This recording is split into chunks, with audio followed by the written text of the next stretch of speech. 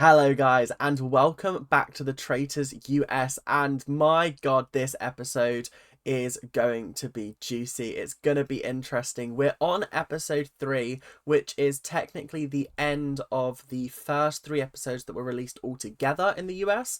So that means that there is a killer cliffhanger at the end of this episode, and I gotta say, yeah, they kind of got me. They've got me hooked. And I'm really enjoying this series. I like the cast. There's a lot of unlikable people. There's a lot of likable people. And the fact that they're all dueling and battling is really, really working for me. I think that this is a very, very good cast. And I think it's important to note that, especially on this kind of show, you don't have to like everyone. You just have to respect how well they're playing the game. And that's very important to this.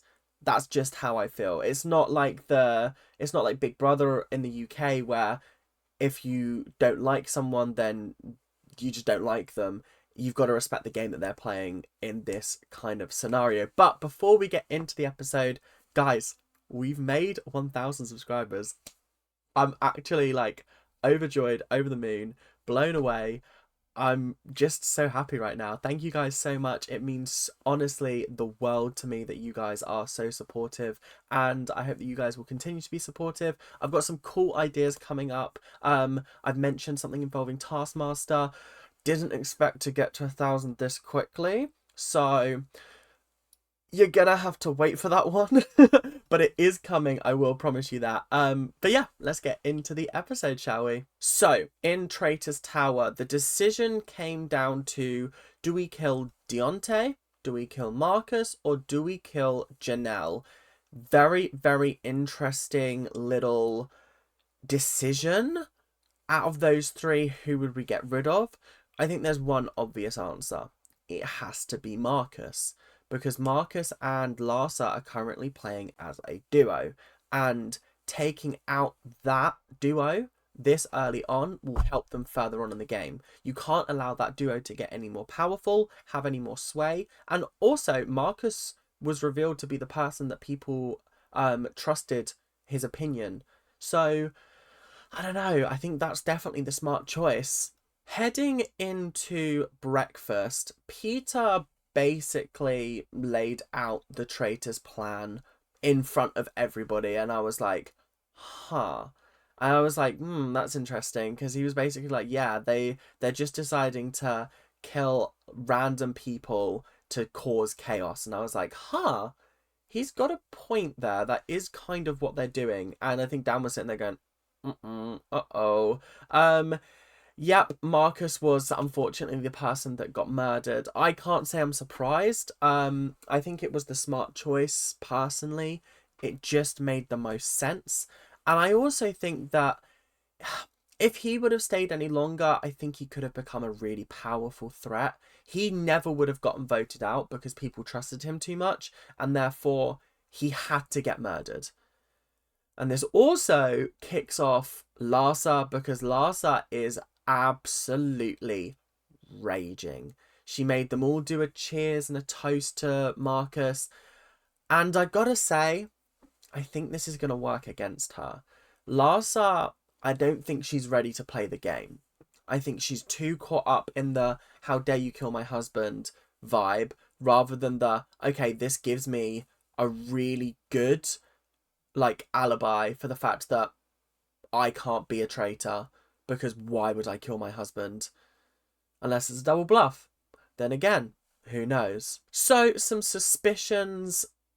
Trishelle is really sure that the traitors are people that were close to Marcus, and she thinks it could be Larsa, but then she also decides to land on Dan, which I found a little bit of a logic leap, but I think he's playing the game pretty poorly. From what I'm seeing, I'm just not getting him playing a very good game. I think Parvati and Phaedra are definitely playing a good game. I think they've got the idea of how to manipulate people down. Whereas, Dan's got the manipulation down, but he's just not talking game with anyone. Anytime anyone asks his opinion on something, it's like, oh, I'm keeping my cards close to my chest. It's like, this isn't Big Brother. You've got to throw something out or you'll be voted out. Do you know what I mean? Then we also had Deontay being suspicious of Max. He just felt like Max was acting really shifty at the breakfast table. Like he almost knew that Marcus wasn't going to be coming back and that Marcus had died. I think Deontay's barking up the wrong tree, but he's correct to be looking at people's behaviors. I would just be looking at the people who, I don't know. Do you know what? I don't even know, because it's so tough, because we obviously know who the traitors are. This is why one day I want a series of the traitors where we don't know who the traitors are. We see it through the eyes of the faithful. I think that would be so much more interesting, because then we have to work out who are the traitors at the same time, and I think that would be absolutely fascinating. A little bit like The Mole, which is like an American Netflix show. It used to be on like CBS back in the day. I don't know. But either way, what a fantastic show, and I think that could really translate over well to the traitors, because then we could see, like, we could have an episode near the end where we see the traitors' rationale all the way through just before the finale. I feel like that would be really interesting. But yeah, it's just an idea. I don't think it would take off, because I think the format they've got is so magic and special. But I do think that it's just missing that little bit of mystery. I've said it before and I'll say it again. I do like the fact that they mix up the order of the challenges, but putting the Spotlight Graveyard Challenge in episode 3 didn't work for me, because I feel like, especially with this kind of show, the show builds with its challenges. Each of its challenges feels more epic than the last. Like, that's why in the first episode you had the fire in the water, then you had the bird challenge, which was a bit naff, but like it was fine for like an episode 2. Then like episode 3, I don't remember what episode 3 was. But anyway, this was in episode 6 last time. I remember, because I was watching it with my friend on a Friday, and it was at the end of the second week. It was also the same episode that Diane got poisoned. Rest in peace, Queen.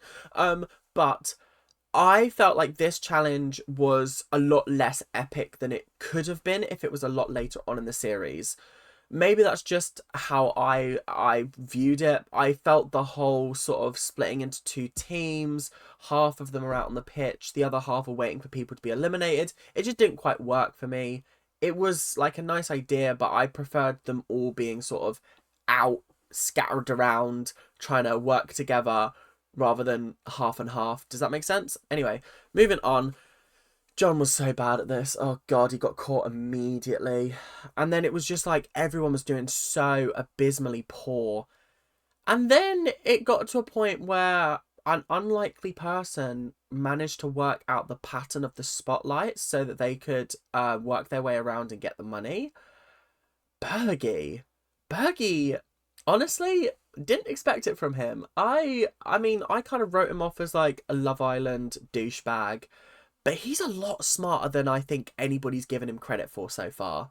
He worked this out very quickly, and I will say this, I've seen episodes 4 and 5, that's where I'm up to, and so far, he's proving to be a very, very valuable asset to the team, and it is impressive, I gotta say. I can't get over that. I can't get over the fact that he led them to victory in this.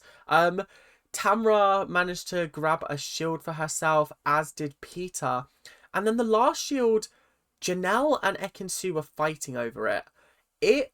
Now, there are conflicting stories about this, which we'll get into later. But I'm fairly certain what I saw was Janelle and Ekin-Su both grabbing the box, and then Janelle ripping it out of Ekin-Su's hands and taking the shield for herself. And Janelle basically pushing Ekin-Su away to be like, no, it's mine. I mean, I'm going to defend Ekin-Su. Even if it was the other way round and it was Janelle's, I watched Janelle push Ekin-Su away, and that's just not okay. Yeah, you might want a shield, but like, is it that deep? Not really. Not really. And honestly, I think you should have given it to Ekin-Su, because no spoilers. So obviously, the Ekin-Su and Janelle drama is the talk of the town. There's chatter a flock. That is not even a phrase, but we're going with it.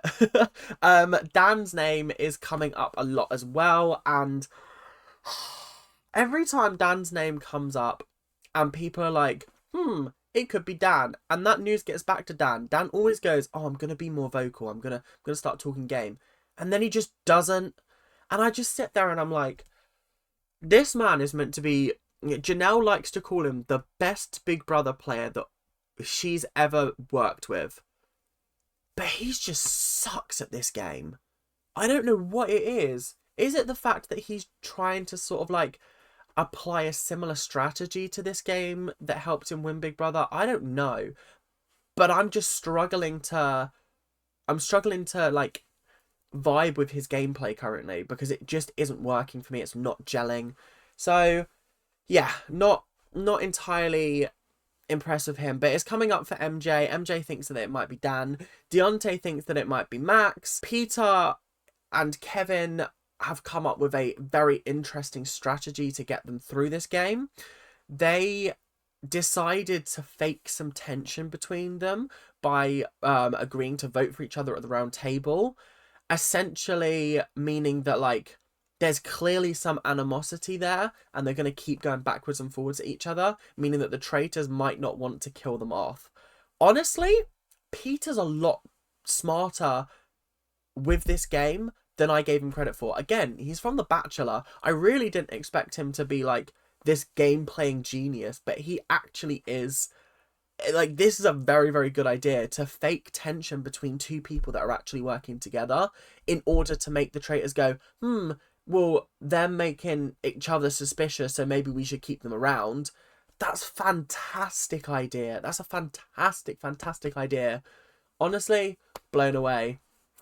So, the round table. Oh, God, the round table was tough, because Bergie starts by going, yo, Dan, speak the fuck up. Please say something. Please just say anything. I will take anything, any morsel, any scrap, just num num num num. Feed it to me. Do you know what I mean? And then Dan, Dan could have just thrown a name out and been like, look, I've been suspicious on XYZ. I'm not quite sure what it is about you. I think it's just your actions make you look shifty. He could have said anything. He could have thrown anybody under the bus and been like, I'm not 100% on you, but like, I think it could be a possibility and we've got to look at everybody. That's all he had to do. But instead, he said something along the lines of, I'm not saying names till I'm sure who's... I'm not sure who to... I'm not saying names till I'm sure who to shoot at. And I just thought, actually, it's not okay. Because then MJ's like, yo, you're flying under the radar. You're playing a safe game. And that's not okay. That's not okay, because you're now looking suspicious. And we can't have you on this faithful side if you're not helping the faithfuls. And he's like, oh, yeah. And then Deontay's like, actually, I think Max has changed. Max has completely changed since I first met him. You're a bad actor. He literally said to Max's face, you're a bad actor. I was like, rah. Digs are getting personal now. Interesting. Because then Sandra was jumping on like the whole bandwagon and was like, when we voted out Peppermint, you were laughing after that vote. Why? And he was like, because you got it wrong. I was laughing at you guys, not at her. I was laughing at you guys because I knew it wasn't her. If you remember, he did not vote for her. So you got to hand it to him. He's anything if not honest. Do you know what I mean? So then we've got the whole Janelle Ekin-Su situation being brought up. Ekin-Su basically called her selfish. You're a selfish person. And I was like, rah. And then Janelle was like, well, your version of events, you're lying.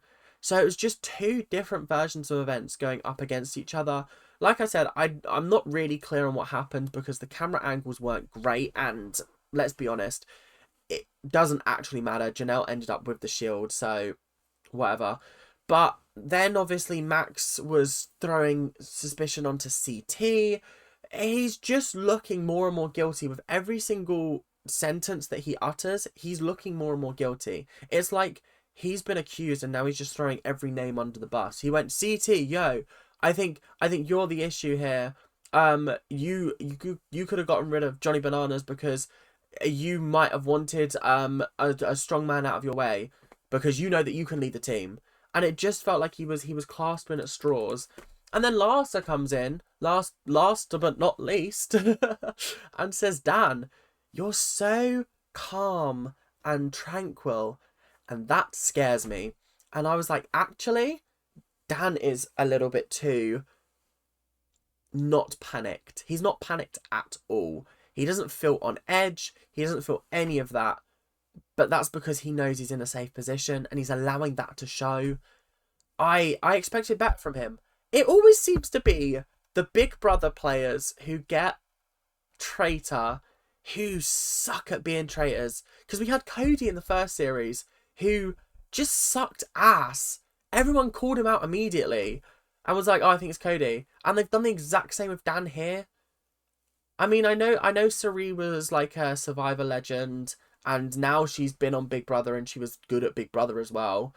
She made it to top 5, which is impressive in a series of 17 people. Either way, it's just those Big Brother winners. I don't think the skills are transferable, which makes me really, really worried for Danielle Reyes. I think that's her name. In season 3, because I hope she becomes a traitor, and I really hope that she dominates. She didn't win; she came second because of politics. But I hope that she dominates. So we've got voting time. Voting time was tough to watch, I gotta say, because once again they've just gotten it wrong, and it really did feel like everyone was just pew-pewing at random people. You had Sheree going for Janelle. You had Bergie going for Max. You had MJ voting for Dan. You had Phaedra voting for Ekin-Su. Why? You had Sandra voting for Max. You had Peter voting for Kevin. You had John voting for Max. You had Janelle voting for Max. You had Max voting for Ekin-Su. You had Larsa voting for Dan. You had Parvati voting for Kevin. Oh my god, Parvati voted for Kevin. I forgot about that. Kevin voted for Peter. Trishelle voted for Max. Deontay voted for Max. Ekin-Su voted for Max. Dan voted for Max. Tamra voted for Max. And CT also voted for Max. So, a lot of votes there for Max. Max was eliminated. I gotta say, I feel like Max didn't defend himself very well. Instead of defending himself, he kind of threw suspicion and blame on other people. And it kind of just looked like he was deflecting. I don't know whether he will rank very highly on my gameplay, because like when he was put in the hot seat, he crumbled immediately and it just didn't go down well for me. You get bonus points for me if you survive, if you like are put under the hot seat, if you're put in the hot seat and you survive that round table, because that's impressive. How was everyone gunning for you and you managed to convince them to vote for other people? Brilliant. Anyway, moving on, that is unfortunately max time done on the show. We are down 4 people so far, soon to be a 5th and a 6th actually. 2 people are leaving tonight. One of them is quitting. The other one is going to be murdered. But how will they be murdered? So, episode 3, the murder in plain sight rule. Episode 3 is not the place to do this, in my opinion. In my humble opinion, it is not the place to do it. Episode 3 is usually where they throw out that, oh, you're going to lock 4 people in a dungeon. I think that's what happened in the last series, was the 4 people in the dungeon rule. I really do think, and I don't know whether you guys agree, but the murder in plain sight rule works better as a mid-season twist than near the start. That's why leaving it on the cliffhanger of the end of week 2, I think it was, which was like Diane drinking, or like going to drink the poison. That was such a perfect cliffhanger for the end of week 2. And whilst this was a good cliffhanger for the end of week 1, I don't know. I didn't vibe with it being this early, because then I was like, oh, so they're going to be doing the funeral in the next episode. But the funeral worked so well as episode 7 because there was so few people that it was like, fuck, it could be any one of us. And that's why it worked really nicely and really well. But either way, there's not really much you can do about it. I am excited to see who they pick. They came up with people like, oh, maybe we should go for John. Maybe we should go for Sheree. Maybe we should go for MJ, Janelle. But ultimately, it seems like none of them got picked. So it'll be interesting to see who Parvati chooses. I already know who she chose. Disappointed with the choice, but I feel like it was a choice between that person or not killing anybody because they couldn't get anybody to drink out the glass. But yeah, I'm very excited to see how that goes down. But that is all we've got time for today. Thank you guys very, very much for watching. I hope you guys have enjoyed. Thank you again for 1,000 subscribers. You probably will start seeing some ads on the channel, but that's because I want to start earning some money, please. So please don't get frustrated with them. Most of the time you can skip them. If not, I'm really sorry. I'm really sorry. Love you guys though. So thank you guys for watching. I'll see you guys later and keep on ranting. Bye now.